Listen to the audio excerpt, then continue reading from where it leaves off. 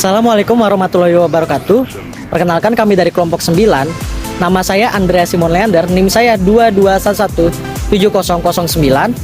Nama saya Hanifah Lulu Balkis dengan NIM 22118004. Dan saya Istiqomah dengan NIM 22117013. Kami di sini bertujuan untuk Observasi wawancara di sekolah madrasah ibtidaiyah modern atau MIM Fatahil. Dan terima kasih. yuk disimak videonya.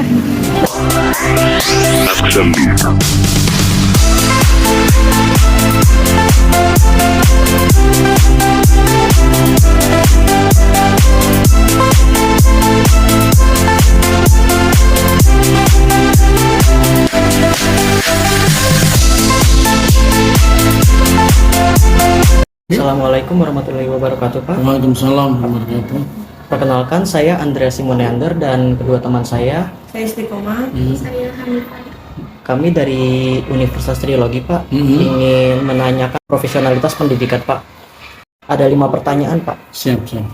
Oke, Pak. Untuk pertanyaan pertama itu, apakah saat ini udah terpenuhi pendidik yang profesionalitas dan apakah sajakah penentuan dan penilaian dalam profesionalitas pendidikan, Pak? Alhamdulillah, mungkin kalau ukuran standar saya pribadi, beberapa guru sudah profesional karena salah satunya mereka sudah mendapatkan sertifikat dari pemerintah. Kebetulan kami dari Departemen Agama sudah mendapatkan itu. Jadi jumlah guru di sekolah kami berjumlah 30, 18 guru sudah mendapatkan sertifikat. Jadi kalau kita bandingkan sudah 50% lah sekolah kami ini sudah mendapatkan guru-guru yang profesional, kecuali mereka yang tidak mendapatkan karena faktor usia dan faktor memang baru mereka mulai, jadi belum dapat sertifikat. Tapi mereka juga sangat profesional karena mereka sudah sesuai dengan jurusannya gitu. Mungkin itu. Oke, baik, Pak. Jadi untuk pertanyaan selanjutnya nih, Pak, siapa sajakah yang bertanggung jawab dan menentukan pendidikan di Indonesia sekarang dan ke depannya akan lebih baik atau sebaliknya, Pak? Menurut kami insya Allah kalau memang dari birokrasinya ingin memperbaiki, insya Allah akan baik. Kalau kita kan di bawah ini hanya melaksanakan, kebanyakan itu birokrasi yang menentukan untuk kedepannya apakah maju atau mundur gitu. Tapi kalau melihat kurikulum yang baru ini mungkin menurut mereka itu lebih maju, tapi menurut kita yang di bawah lebih sulit. Artinya lebih mudah yang katakanlah kurikulum yang 2013 ketimbang kurikulum Merdeka gitu. Oke, Pak. Baik, Pak. Untuk pertanyaan selanjutnya, apa saja tantangan menjadi guru profesionalitas dalam era globalisasi seperti sekarang, Pak? Tantangannya pertama, mungkin bagi guru-guru yang sudah tua, mereka akan tertinggal dengan komunikasi yang alat-alat digital gitu ya. Tapi kalau mereka yang usianya masih 40, 35, tidak ada masalah dengan hal-hal seperti komputer, laptop segala macamnya gitu. Untuk yang pertanyaan selanjutnya, Pak, apakah guru di Indonesia sudah termasuk ke dalam standar profesionalitas dalam mengajar peserta didik, Pak? Kalau secara keseluruhan mungkin ada beberapa daerah yang menurut saya belum, karena kalau kita lihat jangan jauh-jauh lah, di pinggir DKI saja itu masih ada guru-guru yang katakanlah mereka mengajar masih menggunakan mungkin speedo segala macam. Harusnya kan sudah tidak seperti itu lagi sekarang gitu. Tapi jadi kalau menurut penilaian saya, kalau Indonesia mungkin ada beberapa daerah yang belum begitu profesional dalam hal pendidik mengajarnya gitu. Oke, untuk pertanyaan terakhir, Pak, kapan menurut Bapak pendidikan Indonesia akan maju dan menghasilkan SDM yang berkualitas tinggi dan bermutu sehingga diperlukan oleh bangsa dan negeri ini, Pak? Mungkin kalau kapannya saya juga tidak tahu ya. Tapi insya Allah ke depan kalau memang generasi muda ini untuk lebih giat lagi untuk belajar segala macam, insya Allah ke depan pendidikan kita akan maju. Oke, baik Pak, sekian dari pertanyaan dari kami Pak. Terima kasih Pak ya. Sama-sama. Izin wawancara ya Bu. Iya. Saya dari Universitas Trilogi, nama saya Istiqomah. Nama saya Hanifah. Saya Andreas, Bu. Oke, saya sendiri dengan Rusmiati, Ya, Bu Rismiati. guru kelas 3. Nah, saya di sini akan wawancara seputar profesionalitas kependidikan. Oke. Ada beberapa pertanyaan ya Bu. Saya akan mengajukan yang pertama, bagaimana tanggapan Ibu Rusmiati tentang profesionalitas pendidikan di era modern yang sudah serba digital saat ini? Oke, untuk sebelumnya ya, guru itu kan wajib yang namanya mengeksplor, ya, mencari tahu, berinovasi. Makanya supaya nggak gaptek, gurunya juga harus memiliki ilmu teknologi. Ya, di era digital ini sekarang semua sudah serba wah lah istilahnya. Makanya di kelas kita sudah ada proyektor, harus bisa mengaktifkan proyektor. Terus fasilitas sekolah sudah online. Nah, guru itu harus bisa yang namanya mencakup keseluruhan, baik itu teknologi, baik itu secara manual ya.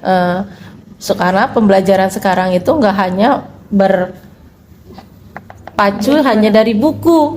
Guru juga harus bisa yang namanya bagaimana nih mengembangkan supaya anak itu bisa menerima tidak hanya dengan buku tapi menerima secara langsung, dan dia juga bisa yang namanya langsung berinteraksi supaya anak tidak pasif gitu. Supaya profesional ya guru juga harus banyak berlatih, mencari tahu, mengikuti yang namanya kegiatan seminar, mengikuti pembelajaran segala macam gitu. Jadi setiap apa yang dari pusat diadakan ya guru wajib. Biasanya kalau kita masih webinar ya, untuk mengikutinya itu kita misalkan ada link guru nih ntar jam sekian Zoom dari Kemenak atau dari Kemendikbud. Nah seperti itu, jadi gurunya juga harus selain mengajar juga mau belajar gitu.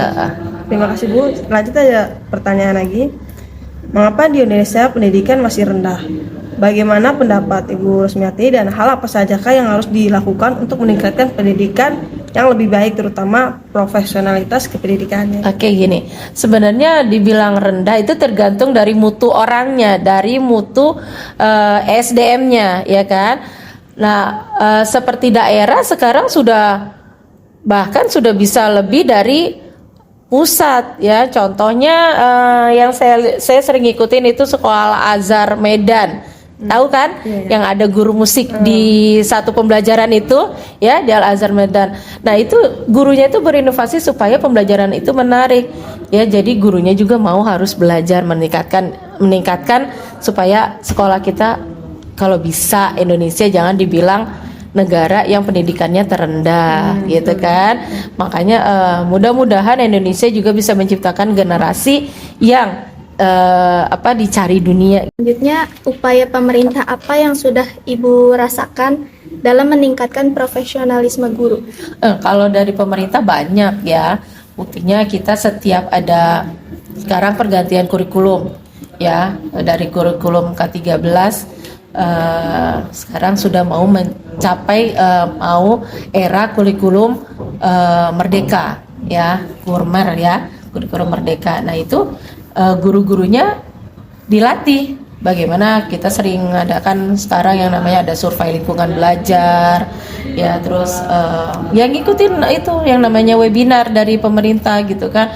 Ya banyak sih pembelajarannya. Kemudian dari pengawas juga, pengawas sekolah ngebina para guru gitu kan ya. Jadi yang dirasakan ya alhamdulillah sekolah bisa untuk mengembangkan itu, sekolah juga gurunya harus dimotivasi seperti itu. Kalau misalkan kan sering pergantian kurikulum ya Bu, itu mempersulit nggak sih Bu? Sebenarnya gini, setiap kurikulum itu awalnya jangan dibilang sulit. Memang di setiap satu transisi itu pasti yang namanya belajar pasti akan mengalami yang namanya kesulitan. Tapi lama-lama akan terbiasa setelah dijalanin. Awalnya juga kan yang K13 ini, aduh gimana nih yang tadinya pakai buku banyak, sekarang hanya satu buku dalam setiap pelajaran kan sudah mencakup semua ya. Terkendalanya itu kan di orang tua ya dalam mengajarkan anak selanjutnya gitu kan. Sebenarnya ya setiap yang namanya pergantian kurikulum bukan dibilang menyusahkan atau menyulitkan. Tapi kalau sudah terbiasa ya itu makan lebih lebih enak gitu kan. Oh ternyata lebih mudah yang ini, misalkan kurikulum ini begini, kurikulum yang seperti ini. Oh ternyata setiap kurikulumnya itu memang berbeda. Malah biasanya setiap kurikulum itu akan mempersingkat apa yang tadinya di kurikulum yang pertama itu penjabarannya banyak. Contohnya di RPP itu ya, setiap kurikulum itu kan beda. RPP itu awalnya tuh yang K13 2006 kalau nggak salah itu KTSP, kan K13 KTSP. Nah itu kan kita bikin RPP-nya ada yang namanya eksplorasi, elaborasi, segala macam. Tapi di K13 itu dijadikan satu. Nah nanti bagaimana nanti di kurikulum mereka itu mungkin RPP-nya akan lebih mudah lagi gitu. Jadi bisa jadi setiap kurikulum itu akan mempermudah guru juga dalam melaksanakan yang namanya dokumen-dokumen pembelajaran, persiapan bahan ajarnya seperti itu. Kalau yang KTSP kan awal kita bikin RPP bisa sampai segini, ya. K13 bisa diperkecil lagi, mungkin kalau di Merdeka bisa lebih ringkas lagi dalam pembuatan RPP-nya seperti itu. Jadi ya nggak usah bilang sulit lah kurikulum itu ya. Pertanyaan selanjutnya Bu. Bagaimana pendapat Ibu mengenai seorang guru yang melakukan diskriminasi, Bu? Oh gini, kalau saya tetap yang namanya tidak suka, tidak setuju. Ya kenapa? Karena setiap anak itu berbeda, ya. Setiap kepala itu berbeda, ya. Guru yang melakukan diskriminasi adalah guru yang istilahnya tidak mendidik, karena pendidikan itu bukan dengan kekerasan, bukan dengan pembulian, gitu kan. Pendidikan itu justru kita yang namanya kita mengasihi, mengayomi dan memberikan yang terbaik kepada anak, bukan mendiskriminasikan atau mengucilkan si anak, gitu kan. Anak kan tidak ada anak yang bodoh, ya kan. Dalam ilmu pendidikan itu kan tidak ada anak yang bodoh, tapi anak itu hanya belum paham bagaimana cara si guru nanti memahami keadaan si anak. Ya harus one by one seperti itu. Jangan kamu nih nggak bisa, langsung kita ngejudge, kita diskriminasikan seperti itu. Jadi kita ajarkan anak itu semua sama dan setiap kepala itu pasti berbeda, gitu, ya kan? Iya benar. Pertanyaan terakhir, Ya. apa saja tantangan menjadi guru profesional dalam era globalisasi seperti sekarang? Nah, tantangannya banyak. Kita harus bersaing dengan sekolah-sekolah yang internasional, sudah di atas kita ya. Bagaimana caranya kita kalau bisa menyetarakan itu, gitu kan? Nah, tantangannya gimana ya? Itu tadi dengan ilmu teknologi itu tadi, belajar dengan ilmu teknologi. Tantangannya seperti itu. Rata-rata kan guru-guru yang sudah berumur itu kan yang belajar teknologi nih, merasa mereka sudah gaptek duluan ya, saya nggak bisa nih, nanti dia sudah merasa mundur duluan seperti itu. Nah jadi tantangannya ya kita harus siap belajar, harus siap bisa lebih maju lagi, berinovasi gitu. Oke, pertanyaannya sudah terjawab semua. Terima kasih Bu Iya, sudah sama-sama. meluangkan waktunya.